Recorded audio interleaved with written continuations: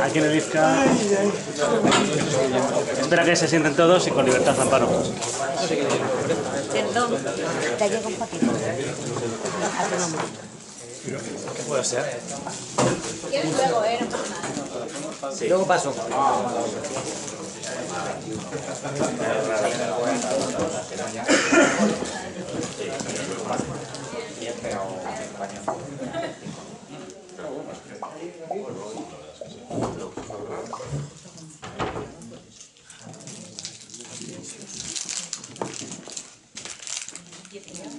Cuando quieras, Amparo. Pues nada, voy a presentar un ejemplo de transferencia tecnológica que hemos llevado a cabo aquí en el IFCA, que en concreto se trata de aplicar los sensores de fibra óptica y una determinada tecnología en los contenedores de combustible nuclear lanzado. Este trabajo es una colaboración entre el IFCA, ENSA y Enresa. Este es el equipo de trabajo y dentro del IFCA hemos trabajado Javier González, David Moya, Iván Vila y yo. Bueno, básicamente lo que os voy a contar es cuál es el contexto del proyecto, cuál es la motivación, objetivos y alcance. Os voy a contar un poco en qué ha consistido el sistema monitor. Os voy a contar muy por encima cómo es la tecnología sensora y me voy a centrar un poco en lo que es la aplicación, ¿vale? Que es como hemos integrado un sistema sensor de fibras dentro de un contenedor en el almacén temporal individualizado de la central de Zorita. Y luego nada, voy a contaros un poco los resultados en cuanto a los estudios térmicos, que básicamente es la obtención del perfil vertical de temperatura de los contenedores y los estudios de tolerancia a la radiación de las fibras. Entonces, el proyecto matriz del que parte este trabajo es el título que veis ahí, es un sistema monitoreo integrado para los contenedores en seco de combustible gastado basado en sensores ópticos, que fue financiado por el programa Impacto. El programa Impacto lo que tenía como objetivo era establecer proyectos de I+D+I entre empresas y centros de investigación que estaban orientados a productos explotables por la empresa y que tuvieran, vinieran motivados por una determinada demanda. Y luego, como proyecto derivado de esto, que es lo que voy a contar, porque el proyecto Impacto es mucho más amplio, tiene otras partes de selección de los componentes, de calibraciones y partes que tienen que ver con diseños propios de ENSA, que eso no lo voy a contar, y me voy a centrar en este subproyecto, que es el sistema de monitorización de temperatura en el ATI de Zorita, que se llevó a cabo entre los meses de junio de 2014 y septiembre de 2015. Bueno, nosotros trabajamos en instrumentación en detectores de partículas y antes de meternos a esta aplicación ya estábamos trabajando en concreto en BEL2, que es un detector, es una factoría de muones que está en Japón, en el laboratorio Keck. Entonces, este detector y el acelerador, que es un colisionador electrón-positrón, ha sufrido varios upgrades y últimamente está haciendo un upgrade de lo que es el tracker central. Entonces, ese tracker central se ha instrumentado con fibras ópticas que permiten monitorear condiciones ambientales de temperatura y de humedad dentro de estructuras soportes mecánicas y muy cerca de lo que es los píxeles del detector. Entonces, estos son fotos reales de la instalación que ha tenido lugar este mes, justamente en Japón. Nuestras fibras serían, no sé si se ve bien, pero bueno, cada marquita negra de estas es un sensor. Y esto de aquí son medidas reales obtenidas por los sensores en temperatura y humedad. Y entonces esto ha estado David hace una semana prácticamente en lo que es la instalación de las fibras dentro del detector el detector de vértices, que es un detector transitorio, digamos, para hacer comisión y para evaluar fondos del detector, y se ha instalado dentro de la sala limpia de ahí del hall experimental, y ahí veis como el detector de tracking se está introduciendo en Bell 2. Entonces esto ha marcado, digamos, un hito de la colaboración Bell 2, y tenéis la noticia, ha salido justo ayer, yo creo, en la página del IFCA. No me voy a meter nada más en esta parte, que os la va a contar David en una charla próxima. Bueno, lo que quiero resaltar de aquí, básicamente, es que los presentes y los futuros detectores de vértices en física de altas energías tienen que cumplir unos requisitos de resistencia a la radiación bastante exigentes, con dosis de radiación absorbidas mayores de 10 megarad y fluencias de neutrones del orden mayores de 10 a la 15 neutrones por centímetro cuadrado. Entonces, lo que os quiero enseñar aquí es que dentro de todas las aplicaciones que van en entornos severos de radiación, os las muestro aquí esquemáticamente en función de la tasa de dosis en Gray por segundo y de la dosis total absorbida en Gray. Entonces, por ejemplo, está en el espacio, bueno, los coloritos son el rango de temperaturas en los que trabaja más o menos cada entorno, el espacio, arriba tenéis los reactores de fisión que trabajan a temperaturas muy altas, a tasas de dosis media y a dosis muy altas. Por ejemplo, aquí tenéis el espacio que trabaja a bajas tasas de irradiación. Estos son instalaciones láser de fusión que van a tasas de dosis muy altas y a dosis relativamente bajas. Aquí estaría ITER, por ejemplo. Y luego, si comparamos los dos entornos, en este, que es el que trabajamos a temperatura ambiente, y en este rango de dosis y de velocidades de dosis, este es el nuestro, digamos, de nuestros experimentos de partículas, y este es el de los repositorios de combustible nuclear, ¿vale? Entonces, como veis, están en una franja de dosis parecida y no están muy alejados en cuanto a la velocidad de irradiación. Eso quiere decir que es interesante para la industria nuclear ver algunas de las técnicas que nosotros utilizamos en nuestros experimentos. Vale. Entonces, con ENSA ya nos conocíamos de hacía más años, hemos hecho algunos proyectos con ellos, y surgió esta oportunidad que ellos y nosotros detectamos de hacer la medida del monitoreo. ¿Por qué? Pues porque últimamente lo que está ocurriendo es que los repositorios geológicos profundos, la instalación se está alargando mucho en el tiempo. En Estados Unidos se paró en 2009 y parece que han descartado la posibilidad, al menos de momento, de usar el repositorio en la montaña, una montaña Yucca o algo así que se llama, que es donde pensaban hacer su repositorio geológico. Hay otros países que no, por ejemplo, Finlandia ha apostado, es el primero en apostar, digamos, el que va más avanzado en apostar por los repositorios geológicos, y de hecho ya tiene aprobado el sitio donde quiere poner el suyo. Esto depende de la política de cada país. España normalmente sigue las políticas un poco en nuclear de los americanos. Entonces, bueno, nosotros también estamos para esto. Y por otra parte, las piscinas de combustible nuclear, que es el primer repositorio donde, según se saca el combustible del reactor, se guarda una cantidad de años, mínimo 5 años, para que enfríe y luego se traspasa al almacenamiento en seco, están a sus límites de ocupación en casi todas las instalaciones bueno, depende, en unas está más lleno y en otras menos, pero están muy cerca de los límites.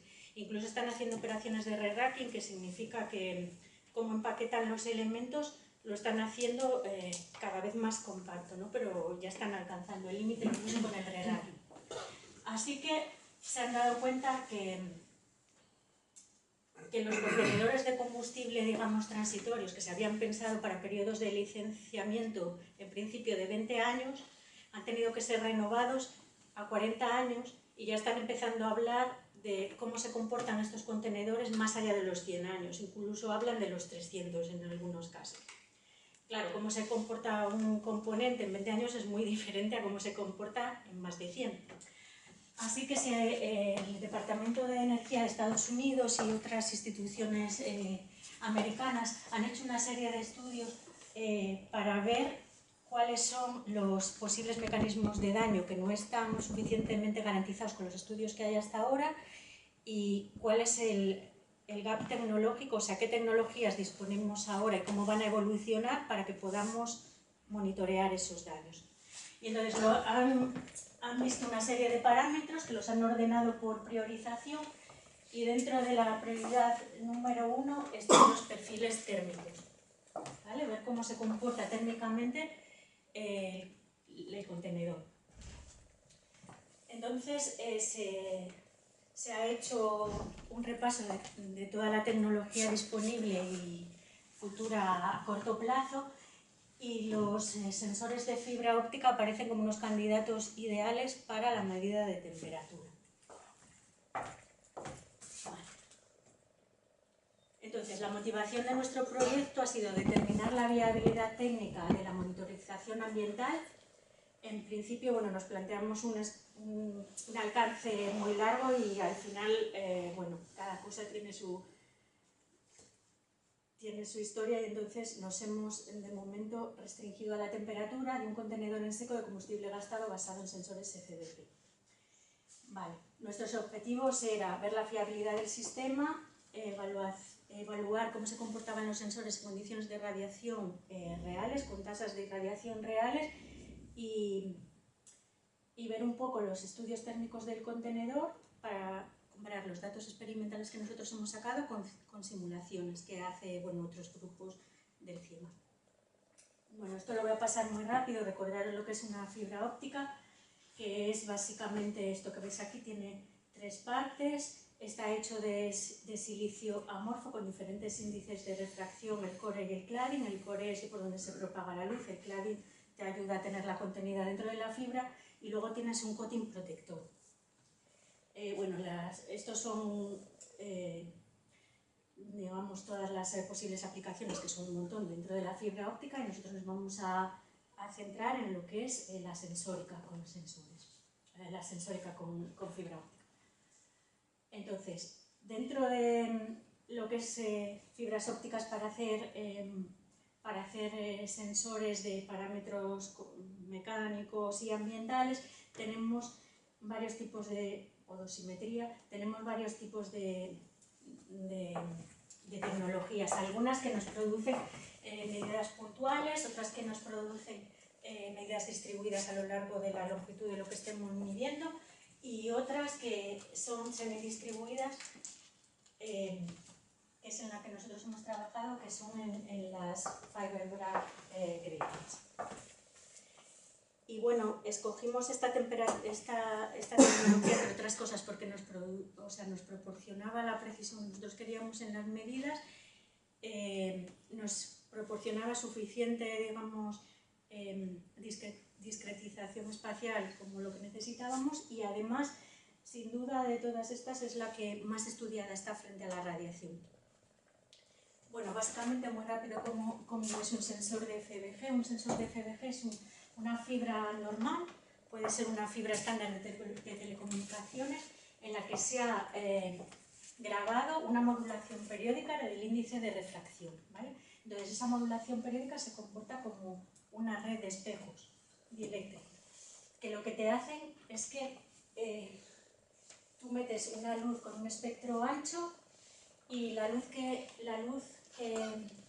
cumple esta condición, que su longitud de onda es 2 veces el índice de refracción efectivo por el pitch del grating, se te va a reflejar totalmente o casi totalmente hacia atrás. Y además la vas a tener reforzada por la serie de espejitos que pones en serie. Vale.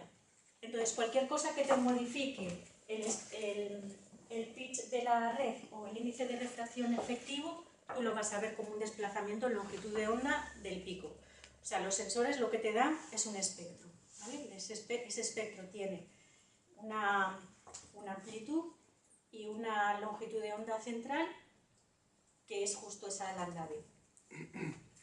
Entonces, ¿qué factores qué mesurandos podemos monitorear con este tipo de tecnología? El más directo es el strain, ¿vale? La tensión, cualquier tensión que me modifique la distancia ahí entre los circuitos de la red lo voy a poder monitorear, y también la temperatura, porque la temperatura me va a cambiar el índice de refracción.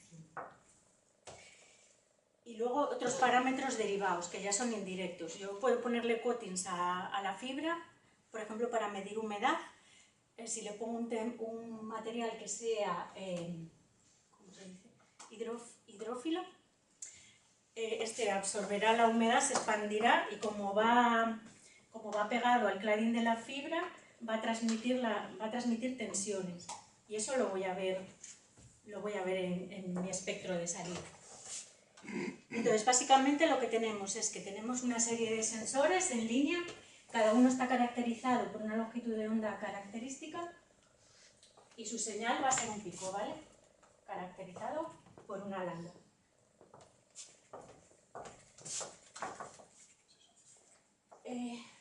Entonces, ¿qué tienen de ventajas estas tecnologías sobre otras? Pues lo primero, que son unos sensores muy pasivos, son inmunes frente a altos voltajes y campos electromagnéticos. Trabajan en un rango muy grande de temperaturas, bajas y altas. Digamos que la morfosílico, la sílica amorfa, por ser justamente un amorfo, es un material que es muy resistente a la radiación intrínsecamente. Tampoco son afectados por campos magnéticos altos, son ligeros, pequeñines, son muy rápidos, la conductividad térmica es alta, y entonces dan señales muy rápidas, contribuyen muy poco a la masa del sistema y tienen pocas pérdidas. Y en concreto la FBG es multiplexable, tiene una lectura rápida, se pueden beber en materiales, hay un montón de trabajos del bebido de fibras en materiales compuestos, en hormigones, en un montón de materiales. Están codificados en longitud de onda y por lo tanto son insensibles a cambios de la amplitud de la señal, y puedes hacer una medida multiparamétrica con ellos. Bueno, ya pasamos a lo que es la aplicación, ¿vale? Esta es una vista desde arriba de lo que es la central nuclear de Zorita y el ATI. O sea, esta central se desmanteló en 2006 o por ahí, me parece, sí, en 2006. Y en 2009 empezaron a sacar lo que es las barras de combustible del reactor y a empezar a desmontar la vasija. Entonces todo eso se tuvo un tiempo en húmedo, en la piscina de la central nuclear, enfriando, y luego se fue trasladando a contenedores en seco. Los contenedores están aquí, son estos puntitos de aquí, que están colocados en una instalación que tiene varios perímetros, digamos, de seguridad, y básicamente es una cancha de hormigón al aire libre, ¿vale? Donde tienen puestos estos contenedores. Una pregunta, ya no funciona esta central. No. Están desmontando. Están ya casi está desmontada entera. Casi. Pero los contenedores están aquí. Hasta que no se decida qué hacer con ellos, están ahí. Ahí no me revés. Vale, aquí veis una foto. Son 12 contenedores, y estos lo que contienen son los residuos de alta actividad, o sea, las barras de combustible y las zonas más irradiadas del detector. Con los residuos de media y de baja actividad se procesan por otra parte y se llevan a otros sitios. Entonces, básicamente, ¿qué es un contenedor? Un contenedor es como una vasija que tiene que cumplir una serie de criterios. Tiene que mantener el confinamiento del material nuclear, que no se nos escape nada. Tiene que ser subcrítico, ¿vale? Tiene que... vamos a ver, ¿qué me falta? La contención, la subcriticalidad, y tiene que ser recuperable. ¿Vale? Y entonces, básicamente, Bueno, hay dos tecnologías de contenedores en el mercado. Una que es contenedores metálicos gorditos, que no es el caso de aquí, es el caso de los contenedores que hace ENSA. Y esto que es otra tecnología que está basado en un MPC, en un canister metálico muy fino, que está, ¿cómo se dice?, soldado, ¿vale?, que es esto que veis aquí, con un bastidor, con una geometría determinada donde se insertan las barras de combustible, de manera que eso siempre está subcrítico y está enfriado por helio. Se busca llenarlos con gases que sean lo más inertes posible para evitar problemas de oxidación y que además se ejercen como refrigerantes dentro de lo que es la parte central, la parte metálica. Y luego este canister central no produce blindaje radiológico, que es la otra cosa que tiene que cumplir un contenedor. Y eso lo hacen con una capa exterior de hormigón y metal, que es esto que veis aquí, ¿vale? Estos contenedores miden más o menos 3 y pico metros de diámetro por unos 4 con algo de altos. Y tienen, digamos que se basa, el sistema de refrigerado es un sistema pasivo que se basa en la convección natural del aire. Ahora os lo explicaré. Entonces, bueno, a nosotros nos asignaron un contenedor de estos que no sabíamos ni cómo estaba cargado, ni cuándo, ni tal, pero nos dieron uno de los calentitos, que eso nos enteramos después.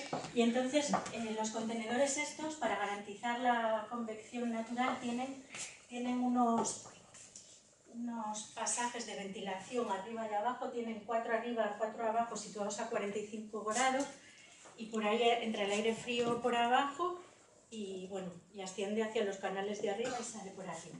Entonces, aprovechando esas ventanas de ventilación, como los sensores de fibra óptica en realidad es una fibra que es una cosa súper finita, pudimos acceder a lo que es el espacio interno entre la MPC y lo que es el cascarón de hormigón y meter por ahí nuestros sensores, que es lo que os enseño. Entran por aquí, por la rejilla esta de ventilación. Entonces instalamos una fibra por cada uno de una fibra con una ristra de sensores por cada uno de los conductos de ventilación, que es lo que os enseño aquí. Esto son dos cortes transversales del contenedor y entonces teníamos que entrábamos por arriba con la fibra y teníamos sensores a lo largo de todo el perfil vertical del aire. Y bueno, luego eso estaba conectado a un cuarto que es el cuarto de los vigilantes de seguridad, que nos dejaron instalar allí lo que es el interrogador y el PC industrial. Y estos son ejemplos de datos pues, de 4 fibras, ¿vale?, a lo largo del tiempo. Que veis que tenemos los piquitos, son diferentes porque son 2 tipos de fibras diferentes, pero bueno. O sea, nuestros datos en crudo son estos.